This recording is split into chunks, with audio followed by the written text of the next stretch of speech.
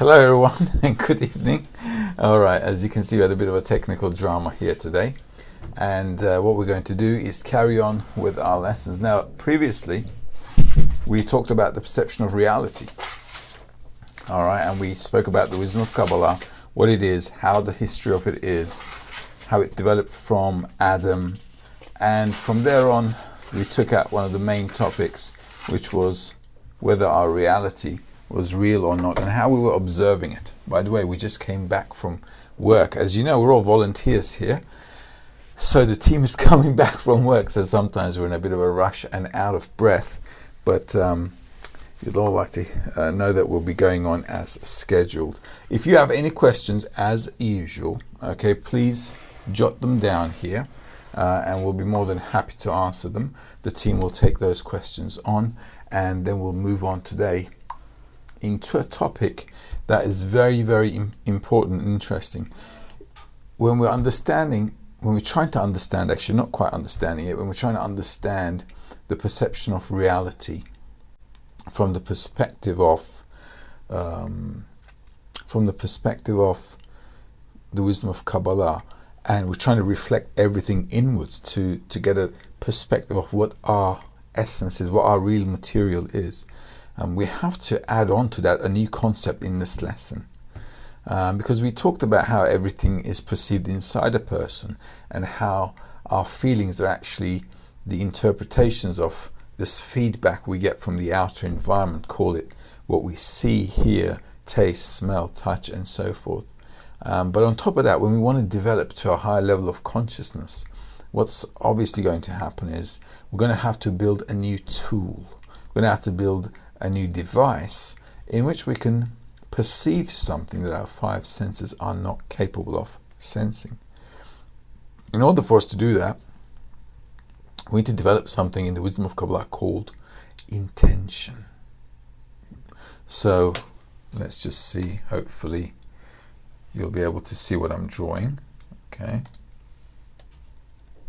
great, and there we go, there I am, and there are you. Great. So we talked about how we are a desire to receive pleasure. There's a desire to receive pleasure. And we also talked about how this desire to receive pleasure, we just wanted to get fulfilled in life. All our life we just run after pleasure. And that's what we seek, because that's what our nature forces us to seek. We want to have pleasure. We want to be happy. We want to be fulfilled. And we understood in the first few lessons in the wisdom of Kabbalah that it's really impossible to be fulfilled in this world, in this reality, simply because the pleasure and the desire, they cancel each other out. So if the feeling cancels my desire out, I've got nothing to get pleasure from. So all of a sudden I'm back to square one. So we're in this vicious cycle of constantly chasing one desire after another, trying to fulfill ourselves, which will never happen the way we're living right now. So the Kabbalists are saying, well, listen, if you got this dot in the heart, as we discussed before, this little urge inside of us who's asking the meaning of life, then we have an additional factor which we can now utilize next to this desire to receive. So I have a desire to receive, and I have this dot in the heart. This is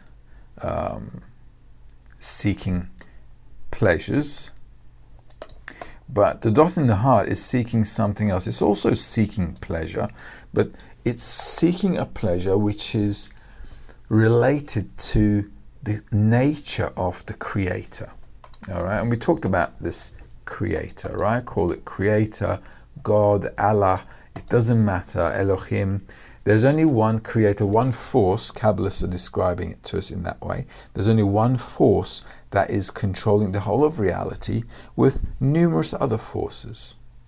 So the creator is like governing the whole of reality in this relating in a certain specific type of relationship towards us. So he has a relationship towards us, and this relationship towards us is felt through what we call reality, which in the previous lesson we said that we're only feeling it inside ourselves. So the whole of reality is in us. This is where reality is felt. So the Kabbalists say where reality is felt. So the Kabbalists say that on the outside there is no reality, there's just the Creator's relationship towards us, and this relationship towards us is seen, heard, smelled, tasted and touched in our five sensations as this reality, but it is all felt inside of us. Now, in addition to that, we have this dot in the heart. This dot in the heart is a very, very, very, very critical thing, because without this dot in the heart, we never ask the question what the meaning of life is. So this guy is the urge to discover. It's still a desire, or it's not a full desire yet, it's an urge. You know, it's like sometimes you have this little feeling that you want to do something, something pinching you. It's an urge to discover the meaning of life. Okay? The meaning of life. Ta-da! So it's very easy to do that. The urge to discover the meaning of life. Now, when these two things, the desire to receive and the dot in the heart, come together, there's a very special impact. Now we have a desire to receive, and now we're asking the meaning of life. And now, if we've discovered that the wisdom of Kabbalah is the right thing for us, as we learned in the previous lessons, that our existence in this world as humanity, okay, let's do it this way, as humanity developed for thousands of years, and they developed the still, vegetative, animate and human levels, still, vegetative, animate and human levels, as we discussed in the previous lesson, so I'm not going to go over that. And now we're at a phase in the 21st century where the dot in the heart in a lot of people are awakened. Now, if a person comes with this dot in the heart, plus his desire to receive pleasure, desire to receive, he is still incorporated in this desire to receive with all these levels. Okay, they're not cancelled. So I still have this big desire to receive towards corporeal pleasures and desires and so forth, but also I have this dot in the heart. Now this thing becomes special now, because if a person comes to study the wisdom of Kabbalah and now he understands that the whole of reality is actually felt inside himself, and that there is really nothing on the outside, and this desire to seek pleasure actually will never get fulfilled. It just will not get fulfilled. And if it understands that, now it has an option. It has a choice to go after a sixth sense called a soul, okay, and to develop this through the wisdom of Kabbalah. Let's call this the wisdom of Kabbalah. In order to receive, in order to go into a higher level of consciousness. All right? And this higher level of consciousness is called infinity. The world without end. It's called the world without end is because we perceive it like it's endless. And it is also known as endless. Oops, let's do it with a bit of a positive note. And it's also known as the world of pleasure, everlasting pleasure, or sometimes they like to call it heaven, or the Garden of Eden, or the Garden of Heaven. It doesn't matter. At the end of the day, a person in this world has a desire to receive, with his desire to receive in his body, okay, in his bodily form, while living in this world. If he gets this dot in the heart, he has an opportunity to develop it and go into a higher level of consciousness where he can perceive the Creator and actually be in connection with the Creator and govern reality with the Creator as partners. So we're talking about here a situation where the Creator and the created being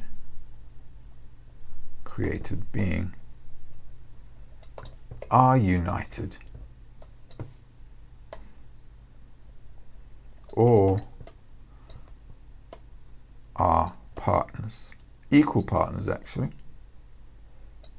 Okay, and the whole of reality is actually designed for this one purpose only: to equalize man to the level of the Creator. Now this equality, this level of existence can be achieved by adding this new thing we're going to learn in this lesson today, and that's called an intention. Now intention, when we talk about intention, we're probably talking about why we do something, and that's true. Why? We're talking about why we are doing something. In our reality, we also are working with an intention, aren't we? When we run after a pleasure, our intention is to get fulfillment. Either way, we want to get fulfilled. We want to get what we want to get, so that what we can do after that is, feel content and feel successful, happy, be on top of the world kind of thing. Now, that is called a desire to receive pleasure for myself in order to fulfill myself. That's an intention. Now, the problem with that kind of an intention is it's an egoistic intention. And ego, if you look at the Oxford English Dictionary, is giving value to yourself, making yourself more valuable. Right? And what happens at that stage is, because I'm giving myself more value and I want to get more than others, I'm actually decreasing the value of others. Therefore, an egoistic nature in this life means that when I'm taking, it's at the expense of others. And that is something very critical we need to know, because that's the flip that needs to happen. We're a desire to receive pleasure, and we don't want to change that. That needs to stay. We're intended to actually have pleasure, but not egoistically. We're intended to have pleasure in a different way. We're intended by the Creator from the beginning of creation to be fulfilled with pleasure in a way that He feels pleasure, fully content, fully capable of doing everything, completely free of our egoistic nature. And this kind of pleasure is called having the same pleasure as the Creator, and that's what makes the created being kind of like be integrated with the Creator in a partnership form. So this is very, very important for us to understand, that the desire to receive pleasure is not going to disappear. This is what we are. This is our nature, and it's good that it's that way. And the Creator initially intended that to be that way so that we could receive pleasure. However, on top of that pleasure, we have an egoistic nature, which is called the intention for myself. And when we're talking about correcting the desire to receive, we're actually talking about this intention, the intention for myself. And the intention for ourselves in this world, also known as egoism, what happens is it reduces the state of others while elevating myself on top of others. And that kind of thing is not in the Creator's nature. So we have to change this intention so that it becomes compatible to the Creator's intention. And the wisdom of Kabbalah is actually studying only the actions of the Creator and the intentions, so that we can adapt our intentions to the Creator and accordingly become elevated to His level of existing. This intention is also known as the soul. You can call it the sixth sense, call it whatever you like. It's a tool, it's a tool of perception where you can feel the Creator. And that is the purpose of life. So we're going to take a look at that today. All right. So let's see what we have here. So we spoke about that, what our desire to receive is, how it works, and what we need to do with it. So let's read a little bit from the texts and the writings so that we can give this lesson a bit of a direction from the sources of the Kabbalah. So we're going to read from the writings of Baal HaSulam, Yehuda Ashlag, and in his preface to the Wisdom of Kabbalah in item 1 he says, "The will to receive is the whole substance of creation from beginning to end. Thus all the creatures, all their innumerable instances and conducts that have appeared and that will appear are but measures and various denominations of the will to receive." So what we have here is a creation, and in that creation what we have is a state where everything is felt inside that desire to receive. So with this big desire to receive, okay,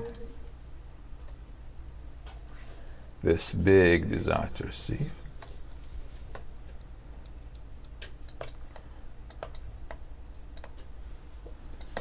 and the whole of reality is in here. Everything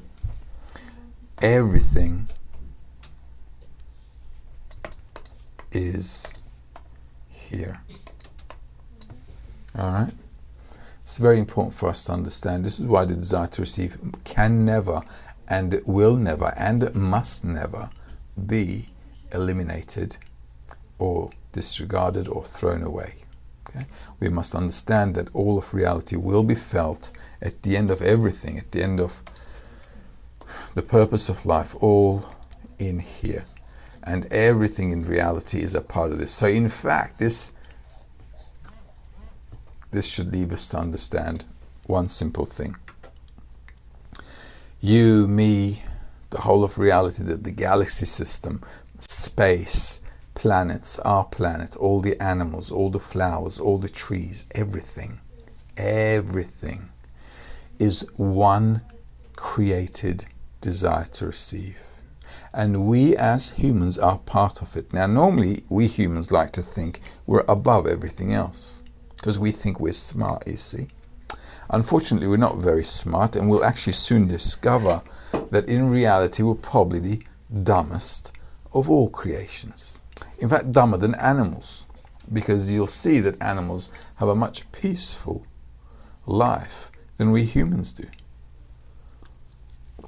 However, from this complete mess, this complete, how do I even say it? This complete evil, okay, complete disaster, the opposite of perfection, the complete opposite of perfection, we have an opportunity to get to perfection, which animals, plants, and the still level, they don't have an opportunity to do so. So this complete oppositeness of our nature to the laws of real nature, which is harmony, which is everything is flowing in one harmony except humanity.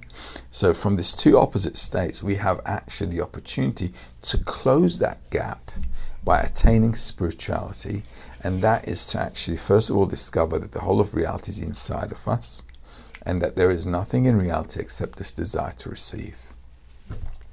And that's what Baal HaSulam wants to tell us. So what we have to do here is first of all understand that we're a desire to receive in an egoistic way, and that the Creator is our opposite, and He's a desire to bestow in a loving way. So if we put ourselves back in order here again, all right, let's do this.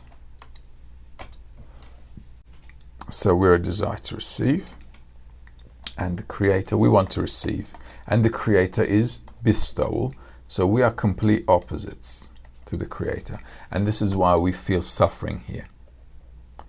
Humanity is suffering. The whole of reality is suffering, actually. If you look at 2019, it has been nothing but a mess of natural disasters. All around the world, floods, storms, landslides, earthquakes, volcano eruptions, one after the other, everywhere, from South America to North, Europe, Asia Pacific, Asia, everywhere. And we're going to see much more of that in the coming period, in the coming months. Why are we going to see that? Well, because we are so opposite to nature that in order to get us back to balance, nature has to kind of show us that we're in conflict. Okay, so humanity on the one side with this egoism, and nature on the other side with this balanced form. When nature is losing its balance because of humanity, nature has to fight back. That fight back is going to be what? Natural disasters, isn't it? So natural disasters have been already, if you look at February and March, it's all over the world. And like I said, we're going to have much more. What happens is it begins to push humanity to start thinking and refraining from doing silly things. This is why already here we're trying to improve the environment in our, in whatever way we can. It's not going to help.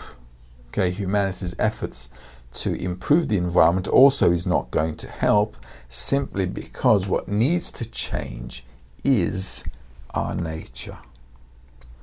Our egoistic nature has to change. Until this changes, you cannot improve the world. It's not going to happen. Okay, so so our egoistic nature needs to change. And until this happens, they can do all the environmental, they can take all the environmental precautions they like. They can, put a hold on fossil fuel, whatever. Nothing will work. Nothing. Okay? All the solar power in the world is not going to save humanity. The only thing that will save humanity is changing our nature, our egoistic nature, so that we can equalize it to the nature of the Creator. And when we're equalized, then we have something to talk about, because that's called balance. When we're bestowing and He's bestowing. Because the Creator's nature is love and bestowal. Now you might say, well, I don't feel like the Creator is very loving and bestowing, because we have a really miserable life. The world's all over the place. It's a big mess. We always have wars somewhere. We always have big crimes. All kinds of things are happening in the world that are just not signs of love and bestowal, is it? Well, of course not. How can it be signs of love and bestowal when we're completely egoistic and we completely disregard everybody else, and we try to use everybody else with our egoistic nature? And how can we expect a good relationship or a good relation from the Creator if we're not behaving in a good way? If our children are constantly causing problems, what do? We tell them to calm down. They're being naughty and they need to sort themselves out. So we tell them off, don't we? Well, the Creator isn't going to come out from the clouds and all of a sudden say, hey, what are you guys doing? He's going to let the laws of nature talk to us. And this is why life will become something like a bottleneck for humanity. It's going to squeeze us. Okay? So when life is starting to squeeze us, we start to ask this question about what we can do. And soon humanity will come to understand that what we need to do is change our nature. And until that changes, and until we start to relate in bestowal as well, instead of egoists, we start to bestow, and we start to connect in a good way, connect in a positive way, then this equilibrium, this balance can occur, and the whole of humanity will only find peace then. Other than that, we're not going to find much peace. So doing good in life doesn't necessarily mean we're doing good. Doing good in terms of spirituality means that we're actually advancing towards that higher level of consciousness where we're trying to change our nature to become more bestowing and more loving towards other people, and from other people we build this special relationship with the Creator, which is called this relationship that can be created via a soul, and then that relationship can exist, and then we can feel the Creator as we are living in this world. So it's a very important concept that we need to get our heads around, and that thing is called changing of intention. So the desire to receive stays as it is, but we change our egoistic intention to an intention of bestowal, and that's where the whole flip happens. So let's see what else they're telling us about this lesson. When, for example, one moves one's hand from the chair to the table, it is because one thinks that by putting his hand on the table, he will enjoy it more. If he did not think so, he would leave his hand on the chair for the rest of his life without moving it at all. So our nature governs us in such a way that everything I do, even the movements, even my hand movements, my body movements, everything is always seeking comfort and balance. So our nature is actually seeking balance. With all our movements, we just want to be in a state of tranquility. And the reason we're moving all the time is because we lack that tranquility, just like it says here in the article. Because if we were content in that certain state, we'd never move. For the rest of our lives, we'd never move. So what we want to do is to make sure that we understand that our every movement, our every thought, every desire, every intention is all working towards sucking everything inside of us. Because we want to get everything. It is a natural law. We're continuing to read from an article called The Giving of the Torah. It's a natural law for any being that anything outside one's own body is regarded as unreal and empty. And any movement that a person makes to love another is performed with a reflected light and some reward that will eventually return to him and serve him for his own good. Thus such an act cannot be considered love of another because it is judged by its end. It is like a rent that finally pays off. However, the act of renting is not considered love of another. But making any kind of movement only a result of love of others without any spark of reflected light and no hope for any kind of self-gratification in return is completely impossible by nature. This means that all the good deeds that they do, either towards their friend or towards their God, are not because of their love for others, but because of their love for themselves. And that is because it is completely unnatural. So the Kabbalists are saying every good thing that we even think we do to other people is because we get self-gratification. We get pleasure from it. We enjoy people's respect.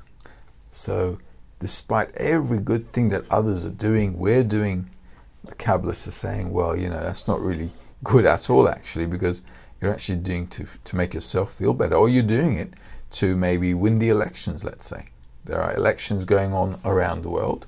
So maybe you're seemingly doing good to people because you want to win the elections. Or you're doing good to your friend because tomorrow you want to ask him for a favor again, to get something back.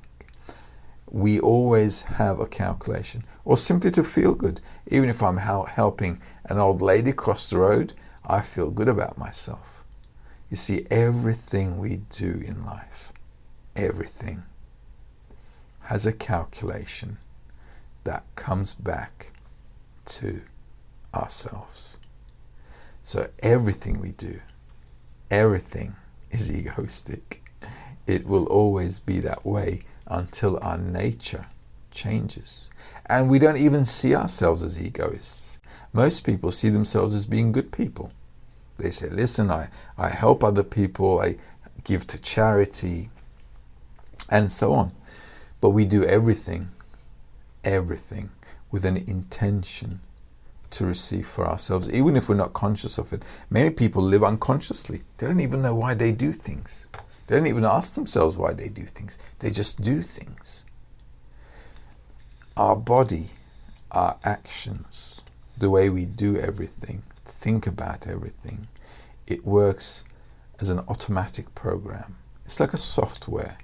It's like these new robots they're making in Japan or in other parts of the world on artificial intelligence. You put a program into it and it works. It moves. Same with us. Just like these robots need electricity or something like that, like a battery or something to move, we also need pleasure to move. And that's how it is. It's a very simple formula. So our whole human nature is actually, our whole human life and existence is this series of urges that instinctively pop up inside of us. And we just follow those urges to realize them, thinking we're going to get pleasure from them.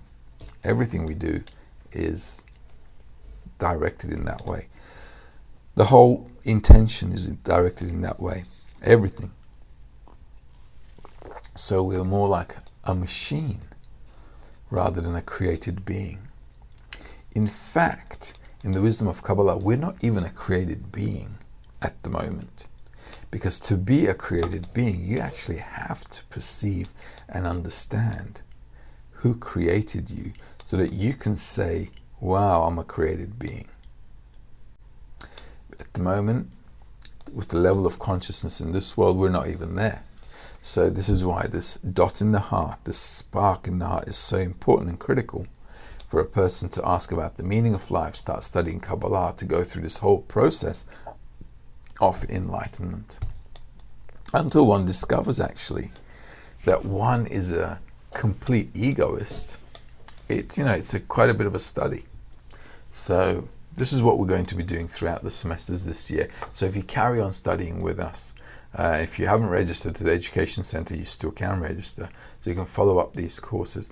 And once we're fully, through with the topics of the first semester, we'll be going on to the second semester. We'll be discussing the worlds and the structure of reality and creation. We'll be going into these topics a little deeper. And through that, we'll be able to start to actually give ourselves a new perspective with our lives and how we can kind of adapt ourselves into our daily lives as well. So let's read a little bit more. Now the soul, wow, this is a bit of an interesting topic. Okay, the soul, let's take a look at the soul. Now the Kabbalists describe to us there's actually one soul. Okay, and this one soul here, if we can come to the drawing board. Yes, Shmuel, Anthony.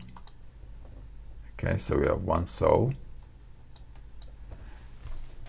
There we go. So we have one, there's actually one soul. What does it say? Even in the holy books it says God created just Adam. So Adam, this one soul, Adam, in the Garden of Eden,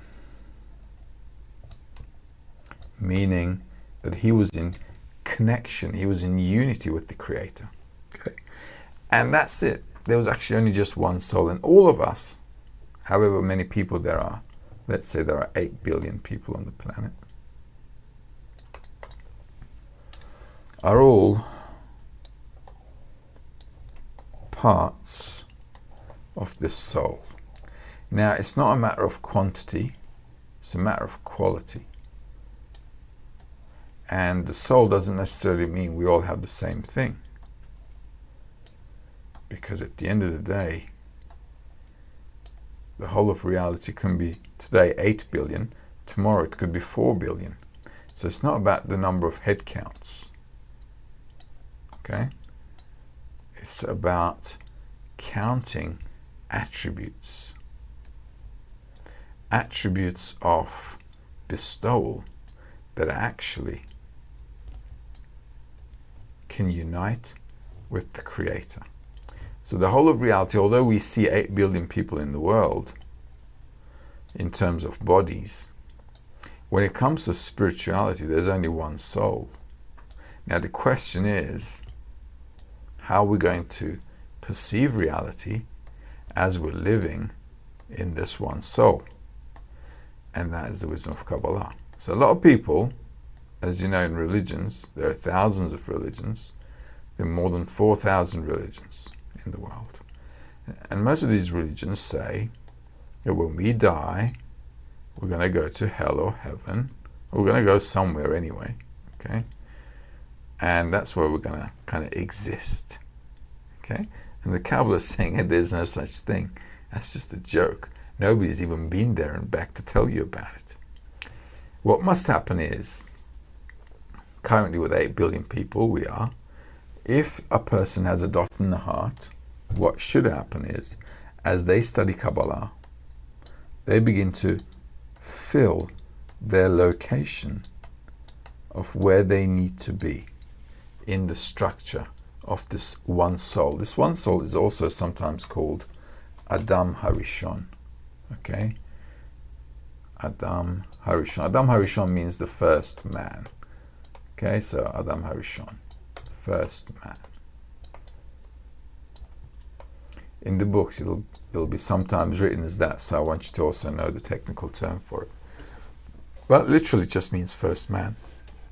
So all of us who have dots in the heart and want to discover the purpose of life need to understand that all of us are a part of a system that we need to integrate ourselves into. And as we do, we can then discover that perfection to a certain degree. And as the whole of humanity is getting there, our perception will begin to increase and increase and increase until it encompasses the whole of humanity.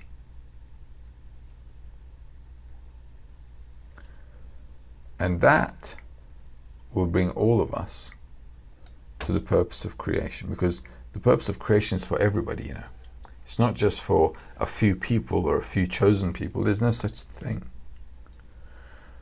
All right? So religions say, well, if you're in our religion, you'll make it. If you don't, you won't. That's just a lie. So what we need to do is attain spirituality, all of us together. And as we do, all of us rise together to a higher level of consciousness. Now, some of us may be a bit more advanced. Some of us may just be starting, and that's okay. That's how it is in life as well, isn't it? When we're born, we have parents, we've got grandparents and so on. They look after us, they raise us, and so on. It's no big deal. What happens is, as a group of people attain spirituality, they help others. And this help to others increases enlightenment. And for many of you who are probably looking for the meaning of life, how do you think you guys all of a sudden started asking questions about the meaning of your life?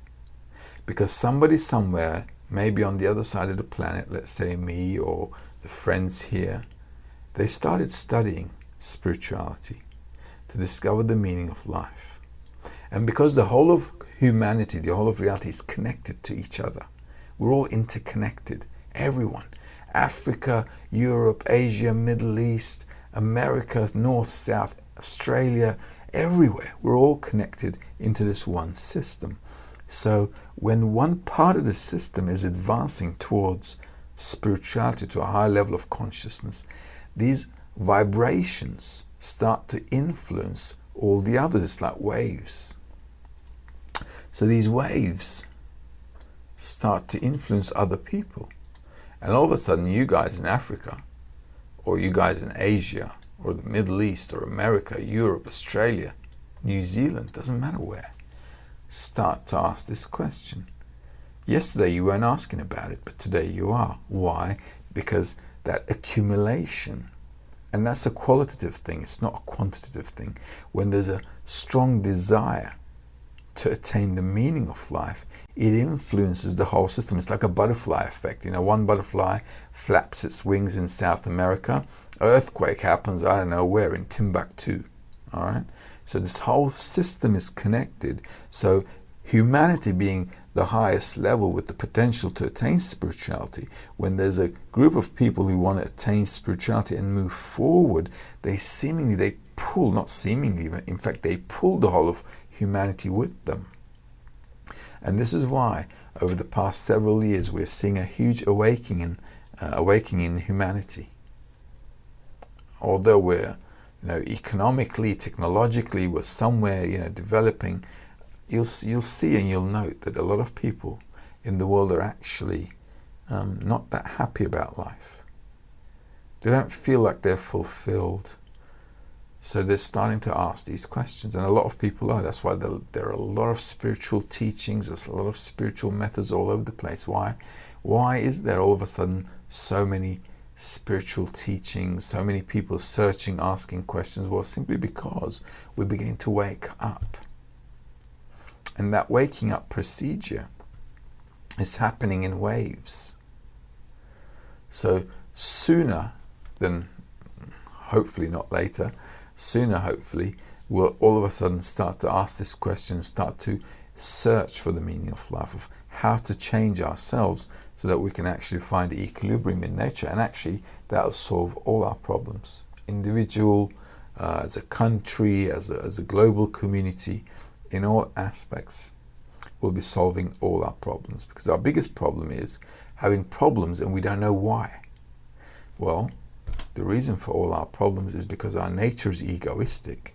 So we disregard others and we want to fulfill ourselves, usually at the expense of others. And that causes a bad, bad vibe, let's say, all around the world. So the whole world is going into this, this descent. And on the other hand, what we have to do, if we can manage it, is if there's a group of people who study and they're trying to push spiritual development, that kind of will balance it out. And because spirituality is more qualitative than corporeality, even though a small group of people can make a huge difference in life. It can all of a sudden start to awaken people from all around the world. And the reason actually we started doing this course for Africa and Asia is simply because that demand from Africa and Asia is now coming. People are now asking, well, why are we living? What's the meaning of life? And think about it, the whole world is now, with internet, everybody's developing, and look at China, India, now they're like becoming big economic giants. But are the people really becoming happier? If you look at Western societies, they're more miserable than undeveloped countries. Why? Because you can't fulfill your pleasures the way you're living in this life.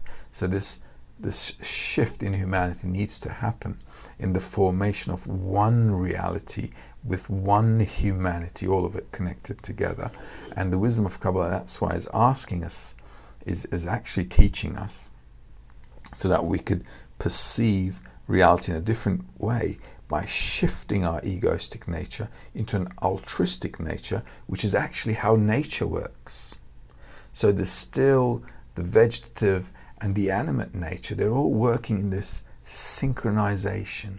They're all in this natural balance and flow, except humans. We are completely out of sync, completely out of balance, and I have a clue about what's going on. So in order to raise ourselves to that level of consciousness, we need to study the wisdom of Kabbalah to change ourselves. The reason I want to explain that, why we're just one soul, the whole of reality is one interconnected, intertwined creation, is because this text that we're going to read is something really really emotional, and it's from a Kabbalist called Rav Kook, and he says like this: I wish the whole of humanity could be placed into a single body, so I could embrace them all. Now that's what, when you read it, it just sounds like a nice little sentence. But if you look at it from his point of view, he is a guy who has discovered that the whole of humanity is actually one person, one created being. And this is his attainment, of seeing everybody as one. So although it sounds like a nice sentence for a regular person reading it, he's writing that out of his attainment. He's seeing the whole of humanity is just one creature, one body. So for us to actually get to that level is also very, very important. Let's see what I have here. Okay. And Baal Islam is also writing in his letter, in one of his articles, number 4. It says, you lack nothing except to go out to a field that the Lord has blessed and collect all those flaccid organs that have dropped from your soul and join them into a single body. So the actual purpose of all our lives should be to actually gather this thing called humanity into one soul, so that we can all of us as humanity, attain this higher level of perception. Like the Kabbalists say, there is no higher, no lower. Everybody is one in this system together. And how we're going to become one is our question. That's what we're going to study now. Now, we talked about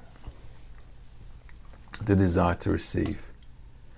We talked about how the desire to receive pleasure cannot work out. Okay, desire to receive pleasure.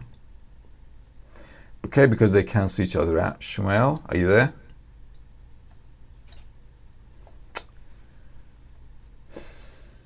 Okay, because they cancel each other out. All right, so we have pleasure and the desire to receive pleasure. So they exist in this reality, they cancel each other out. So what we have to do now in this reality, transform the way we get pleasure by changing the direction of the intention, so that instead of receiving to fulfill myself, we'll be receiving pleasure in a different way. That by creating a good relationship with somebody, I will also get pleasure. How does that work? Okay, so we're still getting pleasure, but we're getting pleasure from a good connection. If I could just write, good connection. Good connection. All right. There we go. So we need to build that between us. So instead of trying to get something of other people, if there are two people who create this good connection, they try to help each other out. They try to build a connection of bestowal and love towards each other. What happens is they're both filled with pleasure.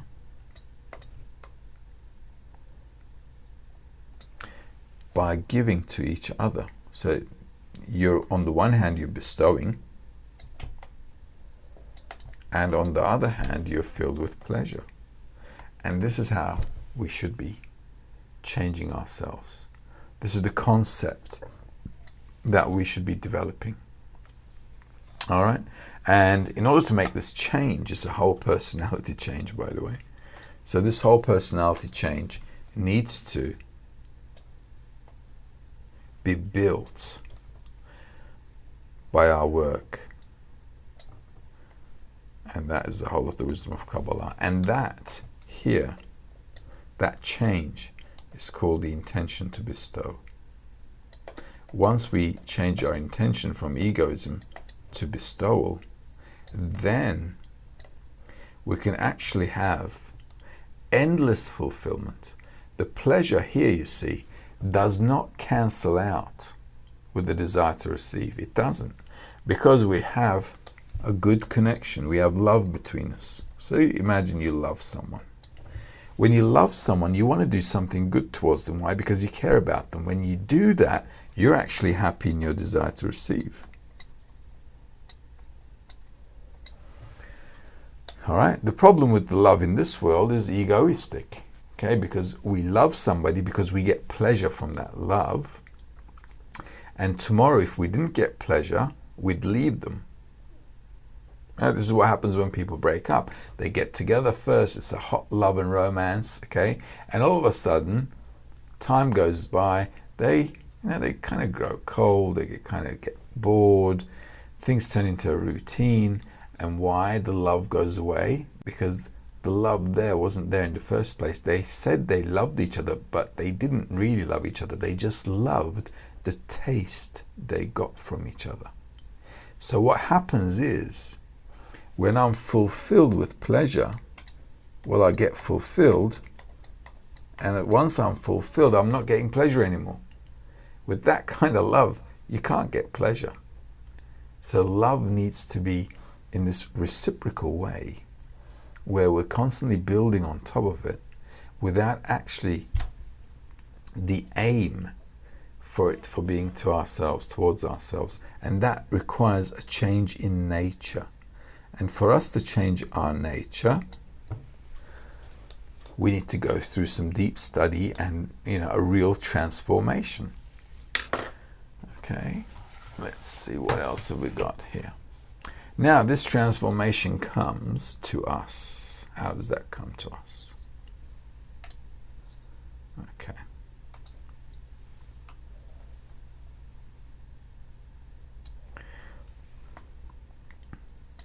This is you in this world. And what we want to do is, we actually perceive such a small portion of the world. Our world here, what we perceive, how we live, is just such a narrow little gate. It's just a narrow little crack in the wall that we're not actually getting any pleasure from. So what we have to do is just open up this whole new reality. And this opening up this whole new reality is actually called spirituality. Well, for that to happen, I need to first get out of my skin. It means I have to get out of my self-love. Right?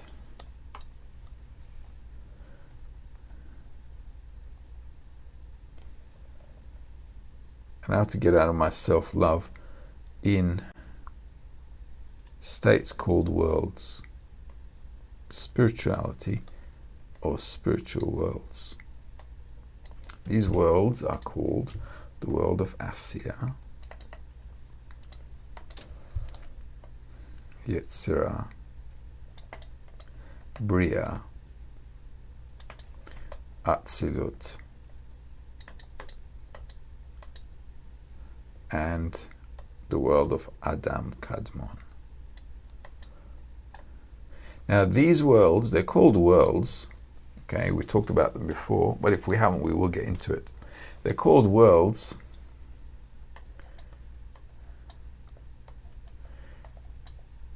It's not actually a world in the galaxy system or something. It means a new phase of my perception, a deeper realm than I perceived from before. So these levels called worlds also have levels in between. And as we advance in spirituality, we're going to discover all these worlds, which are our connections. There are connections with the Creator. There are connections with the light. There are connections with the whole of reality. You can call it whatever you like. It doesn't really matter. The name here isn't that important. What's important here is the concept that as we advance in spirituality, we begin to change our nature. That change in nature allows us to perceive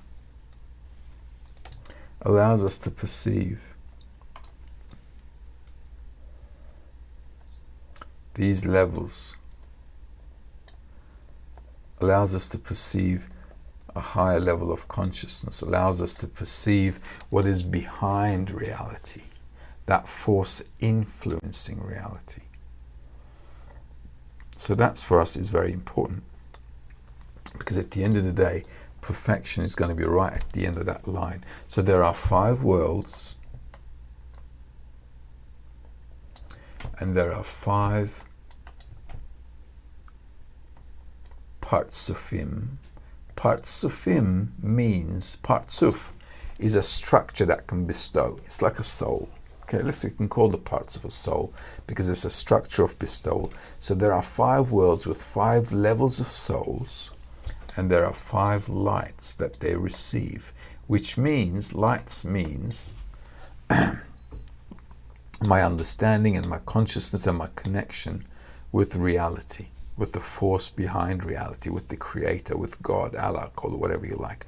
So we can get to that unity. So the worlds and the parts of him and the lights are actually definitions of how I am more integrated and connected to the attributes of the creator, which is love and bestowal. Because as I advance in those attributes, I begin to see a whole new reality. Now, when we're talking about love and bestowal, I don't want you to go and get funny ideas about how we teach kids about love and bestowal, because it's not like that. When the Kabbalists are talking about love and bestowal, they're talking about a certain attitude that we get from the creator, which is actually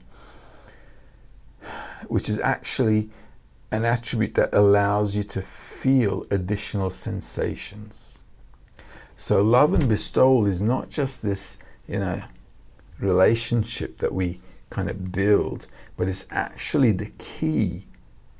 It's like a sensory organ you're building. So it's the tool that opens up the whole of reality for you, because you're going through this shift where you begin to approach life, where you begin to feel life, understand life, and everything that's behind life from the perspective of the creator. And that's why it's opening it up. So when we're living in this world in the state of self-love, I only got myself to feel. I don't feel myself. I don't feel anybody else except myself. That's why we just read in the article, Bala Islam says, well, man just feels himself. We don't feel anybody else. Everybody else outside of us actually feels like unreal. Sometimes we even say, the whole of humanity was just created. It seems like everybody's created so that I could realize my destiny. That's the kind of sensation we have in life.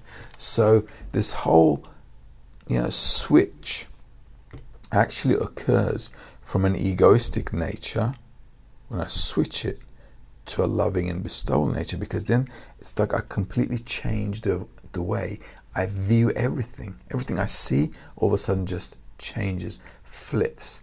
The whole of reality becomes something completely different. So when they're talking about love and bestowal and how we're going to build good connections, they're not talking to us like kindergarten kids. They're talking to us in a way where they're trying to describe how the perception of reality changes because your attitude has now changed. And that is what's important. And all those phases of change are known as the worlds, parts of him, and the lights being combined together. Just like in this world, when we're growing up, we're going through phases with different ages and everything. Spirituality as well, as we're advancing, we're going through different phases. And these different phases of change is described as our intention to bestow. So the higher we go up in spirituality, the higher, the better, or the more corrected intention I have towards the whole of creation and the whole of humanity, which is part of that. Okay, so when we're talking about bestowal, just to sum it all up, we're not talking about being good people as they think about it on the corporeal level. Obviously, you should be a good person in corporeality as well. You shouldn't harm other people. You should be a good person in corporeality as well. But when we're talking about love and bestowal and to being a real human being, that Adam actually, although it means in Hebrew, it means human, all right? So, and sometimes noted as he or whatever, but when we're talking about human or being a man, we're talking about man and women in terms of a structural change. So this has nothing to do with sexes or anything. So don't get the text wrong. When we're talking about Adam, man, we're talking about a spiritual structure that can be bestowing just like the Creator, and he or she, any one of you, can actually perceive the Creator while living in this world, and that's the whole idea. Okay, it's very important to get our heads around this concept. And all of these things, the 5 worlds and how we need to go through them to attain bestowal and love and so on, actually happen in this world while we live here. It's very, very important to get our heads around that as well. A lot of students who come to the wisdom of Kabbalah, obviously from around the world, anybody can study the wisdom of Kabbalah, come and because they've had this religious teaching in their childhood, or they come from a background of a culture where they had religious teachings before, they immediately start to think about things that are going to happen after they pass away from this life. But truth of the matter is, doesn't matter. Like, how can anything happen after you die? Everything you can do while you're here alive.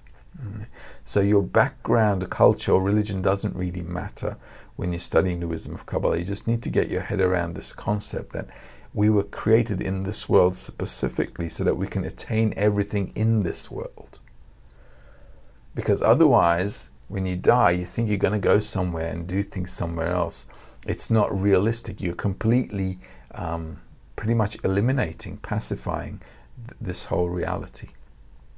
So we need to, get our heads around a few concepts here in the perception of reality, how it's all felt inside of us, and how this change needs to be not by getting rid of our desire to receive pleasure, but to actually start to use it in a different way, which is more useful, which is more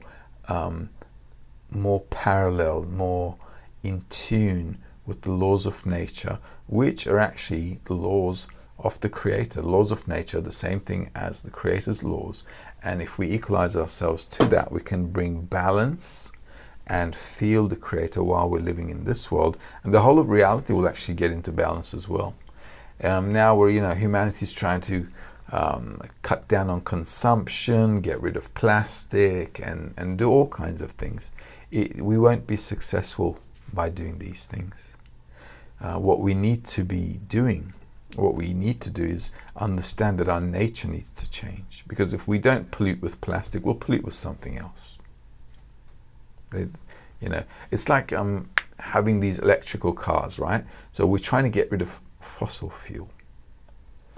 In order to get rid of fossil fuel, they're making electric cars. Electric cars need batteries. Batteries need copper. Do you know how much mining they will need to do? Do you know how much deeper they need to go inside the soil to get copper out? They're literally going to destroy the world to try to save it from fossil fuel. So it's crazy. You can't. So on the one hand, you're trying to create environmentally friendly vehicles to get rid of a pollution problem, but on the other hand, in order to save the world from fossil fuels, you're digging up so much copper and drilling so much deeper into the world that you're actually causing damage to the whole planet. So, as you can see, humanity will not be able to solve any of its problems as long as their intention is for themselves. So, this is something we need to understand.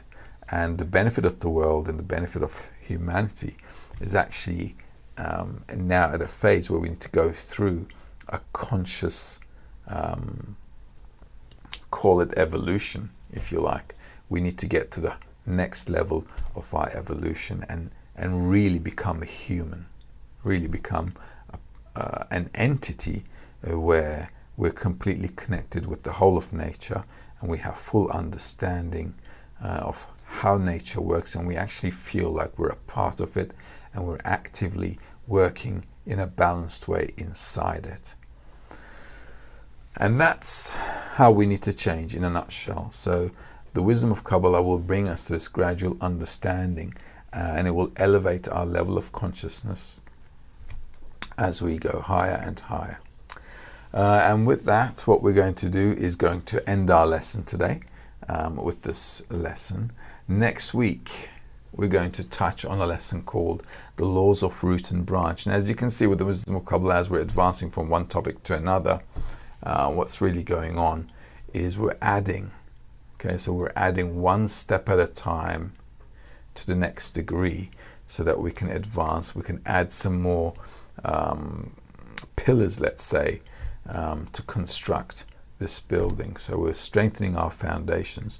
So next lesson we're going to talk about root and branch, where we actually begin to discover that how everything happens in this world, our thoughts, our actions, desires have a root. There's something that awakens us to do something. It pushes us to do something. So we'll be going more and more into how our whole universe works, how we work as well, if you think about it, how all our actions are, not even conscious. When we're doing a lot of things, we wake up, get dressed, everything we do, if you just look at your life, your daily routine, there's not a lot of thought process going in there.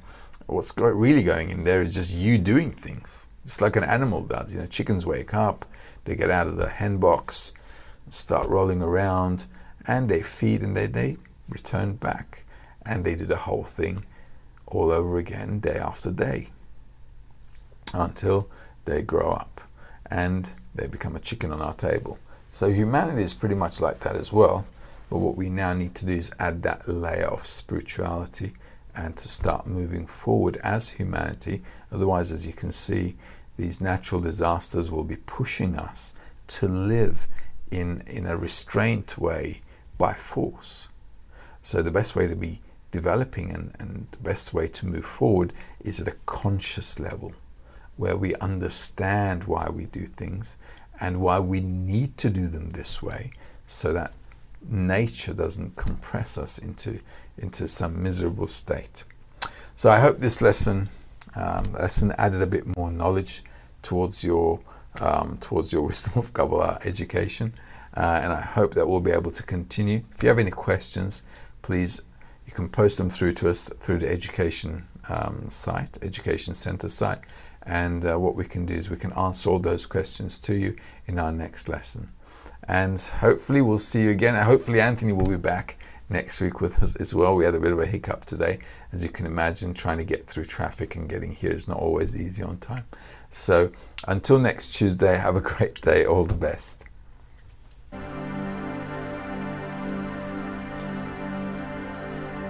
Cool.